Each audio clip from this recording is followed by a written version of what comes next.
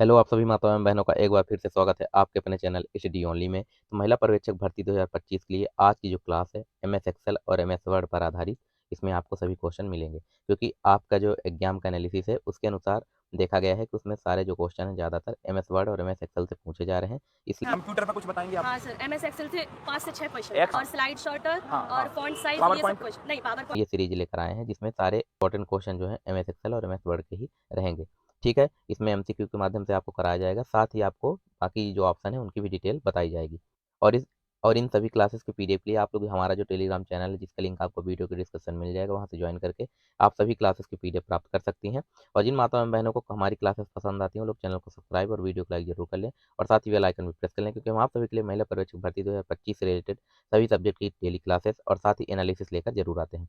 तो चलिए आइए अब स्टार्ट करते हैं आज की क्लास। क्वेश्चन नंबर फर्स्ट की बात करते हैं। क्वेश्चन नंबर फर्स्ट दिए गए निम्नलिखित में से एमएस एक्सेल फंक्शन का आउटपुट क्या होगा। यानी कि ये आपका फॉर्मूला जो लगता है इक्वल टू, फिर राउंड अप, जैसे ही आप लिखेंगे राउंड अप, उसके बाद कोष्टक के अंदर 213.4560 तो कोष्टक बंद। इसके बाद इसमें बोला गया है कि जो कि राउंड अप वाला जो फार्मूला लगाएंगे तो इसमें क्या होता है। तो इसका जो राइट आंसर है ऑप्शन ए होगा, यानी वाला फार्मूला है जैसे इसका यूज करेंगे तो जो चीज़ें पॉइंट में रहेंगी इसको इक्वल वैल्यू पे कर देता है। ठीक है, ये बात समझ में आ गई आप लोग को।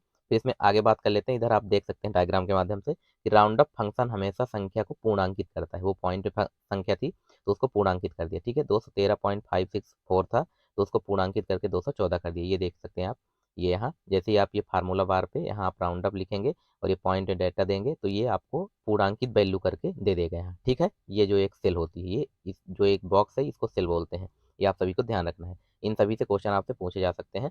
फिर क्वेश्चन नंबर सेकंड की बात करते हैं। क्वेश्चन नंबर सेकंड दिए कि एमएस एक्सेल में एक नया चार्ट इंसर्ट करने के लिए किस शॉर्टकट कुंजी का उपयोग किया जाता है। एमएस एक्सेल में जो अभी हमने आपको दिखाया, तो एक नया चार्ट इंसर्ट करने के लिए यानी जोड़ने के लिए कौन सी शॉर्टकट कुंजी का यूज किया जाता है। तो इसका जो राइट आंसर है ऑप्शन बी होगा, एल्ट यानी कि आल्ट प्लस F1 जो है, इसको जैसे ही आप की को प्रेस करेंगे दबाएंगे तो इसमें जो नया चार्ट इंसर्ट है, तो इसमें जो नया चार्ट है वो इंसर्ट हो जाएगा। ठीक है, इसके बाद इसमें आगे बाकी ऑप्शनों की बात कर लेते हैं।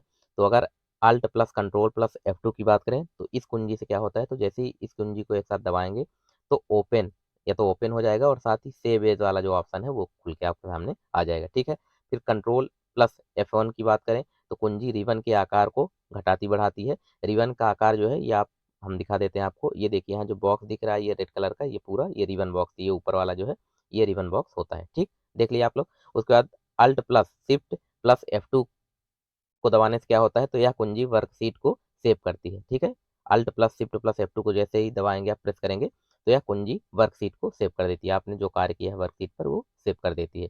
ठीक है, फिर इसके बाद क्वेश्चन नंबर थर्ड की बात करते हैं। क्वेश्चन नंबर थर्ड है कि विंडोज एक्सेल 2010 में, ये आपको ध्यान रखना है 2010 में 2016 में जो भी दिया रहेगा उसके हिसाब से लगाना है। ठीक है, तो विंडोज एक्सेल 2010 में चयनित सेल श्रेणी के दो या अधिक टेक्स्ट स्ट्रिंग को जोड़ने के लिए आप किस फंक्शन का उपयोग करेंगे। तो इसका जो राइट आंसर है ऑप्शन बी होगा, यानी कनेक्ट नेट। वो जो शब्द हैं टेक्स्ट हैं उनको स्ट्रिंग में जोड़ने के लिए कनेक्ट नेट का उपयोग किया जाएगा। ठीक है, इस फार्मूले का फंक्शन की का उपयोग किया जाएगा। तो इसमें आगे हम आपको दिखा देते हैं किस प्रकार से जोड़ा जाता है। जैसे कि यहाँ आप सबसे पहले आपको ये ध्यान रखना है कि जो ये फार्मूला वाला है, अभी यहाँ फार्मूला जैसे आप लिखेंगे जो भी आपको लिखना है तो यहाँ सबसे पहले इक्वल टू ये वाला जो चिन्ह है बराबर वाला, ये आपको जरूर लगाना है। ठीक है, इस क्वेश्चन आगे आपसे ये भी पूछा जा सकता है कि इसमें सबसे पहले कौन सा चिन्ह लगता है, तो आपको ये बताना है पहले इक्वल टू ये बराबर लगा रहेगा, उसके बाद आपको फिर अपना फार्मूला लिखना है। ठीक है, तो यहाँ जैसे ही आप कनेक्ट नेट लिखेंगे उसके बाद A2, ये सेल जो है A2 है, ये देखिए ये A2 वाली सेल है, ए नंबर ये है और ये बी की B2 ये सेल हो जाएगी और A2 ये सेल हो जाएगी। ठीक है, तो यहाँ देखिए इसमें लिखा है डेविड और वाइट, डेविड वाइट, जैसे ही आप A2 फिर ये इस प्रकार से फार्मूला लिखेंगे तो ये टोटल ऐड होके आ जाएगा आपके सामने डेविड वाइट इकट्ठा करके। ठीक है, तो इस प्रकार से इसको लिखा जाता है। कनेक्ट नेट का क्या, कनेक्ट नेट जो फार्मूला है उसका यूज इस प्रकार से किया जाता है। आई होप आप सभी को समझ में आ गया होगा। ठीक है, फिर इसके बाद क्वेश्चन नंबर 4 की बात करते हैं। क्वेश्चन नंबर 4 है कि शॉर्टकट की control plus shift plus F4 का कार्य क्या होता है। तो इसका जो राइट आंसर है ऑप्शन सी है, यानी कि वर्तमान चयन के लिए बाईं दिशा में उपलब्ध खाली सेल का चयन करना ही control plus shift plus F4 का कार्य होता है। ठीक है, वर्तमान चयन की गई जो बाईं दिशा में उपलब्ध खाली सेल है, बाईं दिशा जैसे आपको हमने बताया ये आपका एक सेल हो जाएगा इस प्रकार से, ये सेल हो जाएगी तो ये जो बाईं साइड की है ये जो सेल है खाली सेल, इसका चयन करना होता है। ठीक है, ये बात कर लेते हैं इसमें। तो वर्तमान चयन की सही दिशा में आगे उपलब्ध खाली सेल का चयन, यानी कि अगर राइट साइड में खाली सेल का चयन करना हो तो शिफ्ट प्लस F4 का यूज करेंगे। वहीं एक्सेल में स्पेलिंग विकल्प को खोलना यानी स्पेलिंग चेक करना F7 इसमें यूज होता है। वहीं आपकी एक्सेल वर्कबुक में रिसर्च टास्क पेन खोलना, जो रिसर्च के लिए टास्क पेन है उसको खोलने के लिए शिफ्ट प्लस F7 का यूज करते हैं। ठीक है, फिर क्वेश्चन नंबर 5 की बात करते हैं। क्वेश्चन नंबर 5 दिया गया है कि आप मौजूदा एक्सेल शीट डेटा और चार्ट को HTML दस्तावेज में किसका उपयोग करके बदल सकते हैं। तो इसका जो राइट आंसर है ऑप्शन बी है, इंटरनेट असिस्टेंट विजार्ड का यूज करके हम जो है HTML दस्तावेज में इसका उपयोग करके बदल सकते हैं, क्या, एक्सेल वर्कशीट डेटा को। ठीक, इसके बाद बाकी ऑप्शनों के बारे में जानकारी ले लेते हैं। तो एफटीपी विजार्ड की बात करें तो फाइल ट्रांसफर प्रोटोकॉल, यानी एफटीपी का फुल फॉर्म जो है फाइल ट्रांसफर प्रोटोकॉल होता है, का उपयोग इंटरनेट पर कंप्यूटर के बीच फाइलों को स्थानांतरित करने के लिए किया जाता है। ठीक है, एफटीपी जो विजार्ड है इसका उपयोग क्या किया जाता है, तो कंप्यूटर के अंदर फाइलों को एक जगह से दूसरी जगह स्थानांतरित करने के लिए उपयोग किया जाता है। इंट्रानेट विजार्ड की बात करें तो किसी संगठन के भीतर आंतरिक नेटवर्क को और वेब सेवाओं को स्थापित करने में मदद करता है। और इंपोर्ट विजार्ड की बात करें तो इसका उपयोग एक्सेल में विभिन्न बाहरी डेटा को आयात, यानी विभिन्न बाहरी डेटा को कंप्यूटर के अंदर लेना, ये करने के लिए इसका उपयोग किया जाता है। ठीक है, फिर इसके बाद क्वेश्चन नंबर 6 की बात करते हैं। क्वेश्चन नंबर 6 है, निम्नलिखित में से कौन सा एमएस एक्सेल में वैध फंक्शन नहीं है। ये आपके सामने ऑप्शन है, तो इसका जो राइट आंसर है ऑप्शन सी, यानी सब्ट्रैक्ट जो होता है, या जो एमएस एक्सेल है इसमें कोई भी फंक्शन नहीं है। बाकी सम यानी जोड़ना, काउंट भी फंक्शन होता है और काउंटा भी फंक्शन होता है। ठीक है, फिर इनके बारे में आगे बात कर लेते हैं। तो सम की बात करें, सम का क्या अर्थ है, तो A2 यानी कि जो सेल है A2 से A10 तक अगर आपको कुछ चीज़ जोड़ना है तो सभी को जोड़ देगा। ठीक है, जो नंबर दिए रहेंगे उनको इकट्ठा करके जोड़ देगा। सम जो फार्मूला फंक्शन है इसका उपयोग किया जाता है। फिर काउंट की बात करें तो इसका उपयोग रिक्त स्थान को छोड़कर संख्याओं या तिथियों वाले सेलों की एक रेंज की गणना करने के लिए इसका उपयोग किया जाता है, काउंट का। और काउंटा कभी संख्याओं, तिथियों, टेक्स्ट या इन वस्तुओं के मिश्रण वाले रेंज की सभी एंटिटी को गिनेगा, रिक्त सेल को नहीं गिनता है। ठीक है, काउंटा में। फिर क्वेश्चन नंबर 7 की बात करते हैं। क्वेश्चन नंबर 7 है, निम्नलिखित में से किसका उपयोग वर्तमान रो पर पहले कॉलम में एक सक्रिय सेल को स्थानांतरित करने के लिए किया जाता है। ये आपके सामने ऑप्शन है, तो इसका जो राइट आंसर है ऑप्शन डी, यानी होम पर। होम का उपयोग जो है वो उपयोगकर्ता वर्तमान रो पर पहले कॉलम में, यानी जो रो होती हैं इनमें सबसे पहला जो कॉलम है, यहाँ होम जैसे ही की प्रेस करेंगे आप, या होम वाले ऑप्शन जो यहाँ आपको होम का ऑप्शन दिया रहेगा यहाँ, तो जैसे ही आप होम पे क्लिक करेंगे तो सबसे जो पहला सेल का कॉलम होता है यहाँ आ जाएगा। ठीक है, आपका कर्सर माउस। ठीक, उसके बाद पेजअप की बात करें तो पेजअप जो है ये नीचे दिया रहता है, जो की होती है ये पेजअप की है, ये डाउन की है। ठीक है, ये राइट साइड के लिए की इस तरह से होती है और ये जो है लेफ्ट साइड के लिए होती है। तो पेजअप आप इस तरह से अगर इस वाली की को प्रेस करेंगे तो ये ऊपर आपका जो कर्सर है आपका ऐसे ऐसे ऊपर चला जाएगा। ठीक है, फिर इसके बाद पेज डाउन की बात करें तो पेज डाउन जो है कर्सर नीचे आएगा, पेज डाउन की ये जो की होती है। फिर इसके बाद इसमें आगे बात कर लेते हैं। तो पेज अप की बात करें तो इसका उपयोग सक्रिय सेल को एक स्क्रीन ऊपर ले जाने के लिए किया जाता है। हमने आपको बता दिया कि जो सेल होती हैं इनको ऊपर करने के लिए, जो मतलब एक सेल से दूसरे ऊपर सेल जाने के लिए इसका पेज अप का उपयोग किया जाता है। कंट्रोल प्लस होम की बात करें, यह कुंजी सक्रिय सेल को वर्कशीट सेल A1 के आरंभ में ले जाती है, यानी सबसे पहला जो बॉक्स होता है वहाँ ये ले जाती है, कंट्रोल प्लस होम। और पेज डाउन की बात करें तो इसका उपयोग सक्रिय सेल को एक स्क्रीन नीचे ले जाती है, जो सक्रिय सेल होती है उसको एक स्क्रीन नीचे ले जाती है। ठीक है, जो ये सेल है आपकी इसको नीचे डाउन ले आएगी पेज डाउन में। ठीक है, फिर इसके बाद क्वेश्चन नंबर 8 की बात करते हैं। क्वेश्चन नंबर 8 दिए गए, माइक्रोसॉफ्ट एक्सेल में डैश डैश हमेशा बराबर चिन्ह से शुरू होता है। ये देखिए हमने आपको ऊपर बताया था कि बराबर चिन्ह से माइक्रोसॉफ्ट एक्सेल में क्या शुरू होता है, तो इसका जो राइट आंसर है ऑप्शन बी, यानी फार्मूला फंक्शन जो होते हैं ये सारे के सारे सबसे पहले बराबर का चिन्ह लगेगा, उसके बाद आपको फार्मूला जो फंक्शन की है वो यूज करना है। जैसे काउंटा हो इक्वल टू करके फिर आपको सम लिखना है, तो इस प्रकार से सबसे पहले आपको इक्वल टू यानी बराबर लिखना ही होगा। ठीक, जो फार्मूला वाली की है उसके लिए। फिर क्वेश्चन नंबर 9 की बात करते हैं। क्वेश्चन नंबर 9 है, प्रत्येक टेबल एक स्प्रेडशीट ग्रिड के रूप में प्रस्तुत होती है जिसे डैश डैश कहते हैं। तो इसका जो राइट आंसर है ऑप्शन बी हो गया, डेटा शीट कहते हैं। इसे क्या कहते हैं, जो प्रत्येक टेबल एक स्प्रेडशीट जो ग्रिड के रूप में प्रस्तुत होती है उसे डेटा शीट कहते हैं। ठीक है, फिर इसके बाद क्वेश्चन नंबर 10 की बात करते हैं। क्वेश्चन नंबर 10 है, एमएस एक्सेल में चुनी हुई सेलों में फिल्टर को सुचारू करने हेतु डैश डैश सॉर्ट की कुंजी का उपयोग किया जाता है। तो इसका जो राइट आंसर है ऑप्शन ए है, यानी control plus shift plus L जैसे ही आप यूज करेंगे एमएस एक्सेल में, तो चुनी हुई जो सेल में फिल्टर को सुचारू करने हेतु इसका उपयोग किया जाता है। ठीक है, ये शॉर्टकट कुंजी होती है। क्वेश्चन नंबर 11 की बात करते हैं। क्वेश्चन नंबर 11 है, एमएस वर्ड में थीजर्स टूल का प्रयोग डैश डैश के लिए किया जाता है। जो थीजर टूल है इसका उपयोग एमएस वर्ड में किस लिए किया जाता है, तो इसका जो राइट आंसर है ऑप्शन डी होगा, यानी समानार्थी और विलोम शब्द खोजने के लिए हमें थीजर्स जो टूल है इसका उपयोग किया जाता है। ठीक है, फिर क्वेश्चन नंबर 12 की बात करते हैं। क्वेश्चन नंबर 12 है, हम उस अक्षर को क्या कहते हैं जो एमएस वर्ड में बेस लाइन के ऊपर उठाया गया है और छोटा है। तो इसका जो राइट आंसर है ऑप्शन डी है सुपर स्क्रिप्ट। ठीक है, इसका जो राइट आंसर है सुपर स्क्रिप्ट, उस अक्षर को क्या कहते हैं? Super script. और ये देखिए आप यहाँ देखते होंगे इस प्रकार से ये दिया रहता है, एक स्मॉल, एक कैपिटल में ए रहता है, उसके बाद यहाँ ऊपर इसके छोटा सा स्मॉल ए होता है, और वर्ड में बेस लाइन के ऊपर उठाया होता है। तो इस वाले ऑप्शन को क्या बोला जाता है? Super script. और इसका उपयोग जो है फार्मूला लिखने में, मैथ में, और जो आपका रासायनिक क्रियाएं जैसे कि H2O वगैरह हो गया, यानी केमिस्ट्री वाले जो फार्मूला है उनको लिखने में इसका उपयोग किया जाता है। ठीक है, फिर इसके बाद इसमें आगे बात कर लेते हैं बाकी ऑप्शनों के बारे में। और यहाँ आप देख सकते हैं इस प्रकार से ये डेटा जो है यही सुपर स्क्रिप्ट होता है। यहाँ देख सकते ऑप्शन है ये दोनों सुपर स्क्रिप्ट होते हैं। ठीक है, आपको ये दिख रहा होगा। ठीक, फिर क्वेश्चन नंबर 13 की बात करते हैं। क्वेश्चन नंबर 13 है, किसी श्रेणी में मध्य संख्या ज्ञात करने के लिए किस फंक्शन का प्रयोग किया जाता है? मध्य, माध्य जो होता है, माध्य हो गया, मीन हो गया, मोड, ये बहुलक जो हो गया, इनसे क्वेश्चन आपके जो मैथ के क्वेश्चन है उसमें आपके एग्जाम में देखने को मिल रहे हैं, तो आप जरूर पढ़ के जाइए। और इसका जो और इस क्लास की जो लिंक है वो हम आपको इसी वीडियो के डिस्क्रिप्शन में प्रोवाइड कर देंगे, वहाँ से जिन माताओं बहनों ने अभी तक नहीं देखा है जाके देख सकती हैं।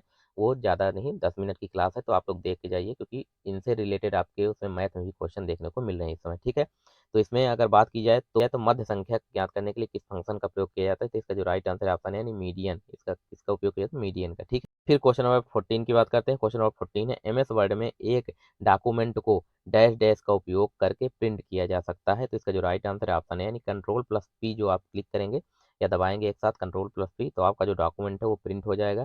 कंट्रोल प्लस वी का अर्थ होता है कि डॉक्यूमेंट जो है पेस्ट हो जाएगा। ठीक है, और फिर कंट्रोल प्लस एक्स का मतलब है कट करना, कट हो जाता है। कंट्रोल प्लस एक्स का मतलब होता है कट करना। कंट्रोल प्लस सी का मतलब है कॉपी करना। ठीक है, ये कॉपी हो जाएगा, control plus C copy, control plus X cut करना, कंट्रोल प्लस बी हो जाता है पेस्ट, और जो कंट्रोल प्लस पी है तो ये हो जाता है प्रिंट। ठीक है, डॉक्यूमेंट आपका प्रिंट हो जाएगा।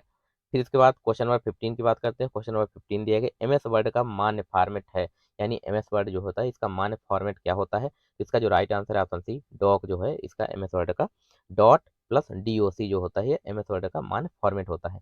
और फिर आगे बात कर लेते हैं थोड़ा सा, तो एक्सेल फाइल जो है एक्सेलएस, यानी एक्सेल जो फाइल होती है, ये आप ऑप्शन देख सकते हैं ये डायग्राम के माध्यम से। तो एक्सेल जो फाइल होती है एक्सेलएस से डिनोट होती हैं। टेक्स्ट फाइल जो है टीएक्सटी यानी टेक्स्ट से डिनोट होती हैं। पावर पॉइंट की जो फाइल है वो पीपीटी, जिनके माध्यम से आपको सभी लोगों को क्वेश्चन जो पढ़ाते हैं पीपीटी के माध्यम से। ठीक है, ये फाइल होती है पीपीटी। और ओपन डॉक्यूमेंट यानी ओडीटी, ये इस प्रकार की फाइल होती है ओडीटी। ठीक है, ये आपको ध्यान रखना है। फिर इसके बाद क्वेश्चन नंबर की बात करते हैं। क्वेश्चन नंबर 16 है, एमएस वर्ड 2016 में वाटर मार्क बटन किस टैब के तहत उपलब्ध है? एमएस वर्ड 2016 की बात की जा रही है, तो जो 2016 में वाटर मार्क बटन है किस टैब पर उपलब्ध है? तो इसका जो राइट आंसर ऑप्शन सी यानी डिजाइन वाले टैब पर उपलब्ध है। ठीक है, जो एमएस वर्ड 2016 है। अगर एमएस वर्ड 2010 की बात की जाती, जो एमएस वर्ड 2010 है, तो ये वाटर मार्क की बात की जाए तो पेज पेज लेआउट वाला जो ऑप्शन है, पेज लेआउट इसमें होता है। ठीक है, वाटर मार्क जो एमएस वर्ड 2010 में अगर पूछा जाए तो, और 2016 में डिजाइन वाले ऑप्शन पे वाटर मार्क होता है। वाटर मार्क आप सभी ने देखा होगा, जो पीडीएफ रहती है, पीडीएफ में जो पीछे ब्लर टाइप का लिखा रहता है उनके चैनल का नाम, या जिस क्लासेस की पीडीएफ है उस क्लासेस का नाम लिखा रहता है, वो एक प्रकार का वाटर मार्क होता है। ठीक है, फिर इसके बाद इसमें आगे हम आपको दिखा भी देते हैं। ये देखिए, मान लीजिए पीडीएफ है, तो इस प्रकार से जो बैकग्राउंड में हल्का ब्लर टाइप का लगा रहता है, ये वाटर मार्क होता है। तो जैसे ही आप यहाँ डिजाइन वाले ऑप्शन 2016 की बात की, जैसे ही आप यहाँ डिजाइन वाले ऑप्शन पे क्लिक करेंगे तो यहाँ नीचे आपको यहाँ वाटर मार्क वाला ऑप्शन दिख जाएगा। बल्कि अगर 2010 की बात की जाए, 2010 वाला जो एमएस वर्ड है उसमें लेआउट, अगर लेआउट वाले ऑप्शन पे क्लिक करेंगे, तो प्ले ऑप्शन पे क्लिक करते हैं तो फिर आपको वाटर मार्क वाला ऑप्शन दिखेगा। ठीक है, 17 की बात करते हैं। क्वेश्चन नंबर 17 दिया गया है, निम्न में से कौन सा कीबोर्ड एमएस वर्ड में सेव एज विकल्प को ओपन करता है? ये आपके सामने ऑप्शन है। तो इसका जो राइट आंसर है ऑप्शन डी है F12। F12 जो ऑप्शन है, तो यह सेव एज विकल्प को ओपन करता है एमएस वर्ड में। ठीक है, ये आपको ध्यान रखना है। नंबर 18 की बात करते हैं। क्वेश्चन नंबर 18 है, एमएस वर्ड 2016 में एक नया दस्तावेज खोलने पर default font size dash dash होता है, यानी एमएस वर्ड 2016 में पूछा जा रहा है एक नया दस्तावेज खोलने के लिए डिफॉल्ट जो फंट साइज है वो कितनी होती है? तो इसका जो राइट आंसर है ऑप्शन बी, यानी जो फंट साइज है ये 11 होती है। ठीक है, डिफॉल्ट हमेशा जैसे ही आप क्लिक करेंगे एमएस वर्ड खोलेंगे तो उसमें जो डिफॉल्ट साइज है फंट के लिखने की, वो हमेशा 11 रहेगी। ठीक है, इसी ऑप्शन पे खुलता है। फिर इसके बाद इसको आगे देख लेते हैं। तो देखिए, जैसे ये डिफ़ॉल्ट साइज़ है, तो यहाँ आप देखेंगे तो ये जो है हमेशा यहाँ 11 रहेगा। ठीक है, 11 रहेगा। और इसकी अगर यहाँ पास मैक्सिमम पूछा जाए तो 72 है ऑप्शन में। बाकी आप इसको यहाँ से क्लिक करके ज़्यादा बढ़ा सकते हैं। बाकी इसमें आपको जो मैक्सिमम साइज़ है 72 रहता है। बात करते हैं क्वेश्चन नंबर 19 है, एमएस वर्ड में एक कैरेक्टर जो आधार रेखा से ऊपर और छोटा होता है उसे क्या कहा जाता है? तो इसका जो राइट आंसर है ऑप्शन सी, यानी सुपर स्क्रिप्ट इसे कहते हैं। इसको डायग्राम के माध्यम से बताया था कौन सा है, ये आप एक इधर फिर से देख सकते हैं। ये वाला जो ऑप्शन है ये सुपरस्क्रिप्ट होता है यहाँ, ठीक है। इस प्रकार से एक्स और ये ऊपर एक्स छोटा सा, तो ये सुपरस्क्रिप्ट, इसका ज़्यादातर केमिस्ट्री और मैथ फार्मूले में यूज किया जाता है, ठीक है। फिर इसके बाद क्वेश्चन नंबर 20 की बात करते हैं। क्वेश्चन नंबर 20 है कि एमएस वर्ड में फंट डायलॉग बॉक्स खोलने की शॉर्टकट जो कुंजी है वो क्या होती है? तो इसका जो राइट आंसर है ऑप्शन बी है, कंट्रोल प्लस डी जो है एमएस वर्ड में फंट डायलॉग बॉक्स खोलने की शॉर्टकट जो कुंजी है वो होती है, ठीक है। कौन सी कुंजी? Control plus D. फिर इसके बाद क्वेश्चन नंबर 21 की बात करते हैं। क्वेश्चन नंबर 21 है, एमएस वर्ड में टेक्स्ट का रंग बदलने के लिए निम्न में से किसका उपयोग किया जाता है? ये आपके सामने ऑप्शन है, तो इसका जो राइट आंसर है ऑप्शन बी, यानी फंट जो कलर होता है इसके माध्यम से हम एमएस वर्ड में टेक्स्ट का जो रंग है यानी कलर है वो चेंज कर सकते हैं, ठीक है, करते हैं। फिर इसके बाद क्वेश्चन नंबर 22 की बात करते हैं। क्वेश्चन नंबर 22 है, एमएस वर्ड 2010 में रूरल विकल्प को सक्षम करने के लिए निम्न में से किस टैब का उपयोग किया जाता है? तो इसका जो राइट आंसर है ऑप्शन डी, यानी व्यू व्यू वाला जो ऑप्शन होता है इसमें एमएस वर्ड 2010 में रूरल जो विकल्प को सक्षम करने के लिए टैब का उपयोग किया जाता है, ठीक है। फिर इसके बाद क्वेश्चन नंबर 23 की बात करते हैं। क्वेश्चन नंबर 23 है कि वर्ड में डिफ़ॉल्ट ज़ूम का स्तर कितने पर सेट होता है? जो एमएस वर्ड है उसमें डिफ़ॉल्ट का जो ज़ूम स्तर है वो कितने पर सेट होता है? तो इसका जो राइट आंसर है ऑप्शन सी, यानी 100%, ठीक है। कितने पे? 100 100% पे। और अगर मिनिमम इसकी ज़ूम की जो मिनिमम साइज़ है उसकी बात करें तो 10% होता है, और मैक्सिमम ज़ूम की अगर साइज़ पूछ लिया आपसे तो 500% होता है, ये आपको ध्यान रखना है, ठीक है, एमएस वर्ड में। तो इसमें आगे वही चीज़ दिया गया है, एमएस वर्ड में दस्तावेज़ों में उपलब्ध न्यूनतम ज़ूम साइज़ 10% और मैक्सिमम जो ज़ूम साइज़ है अधिकतम वो 500% होती है।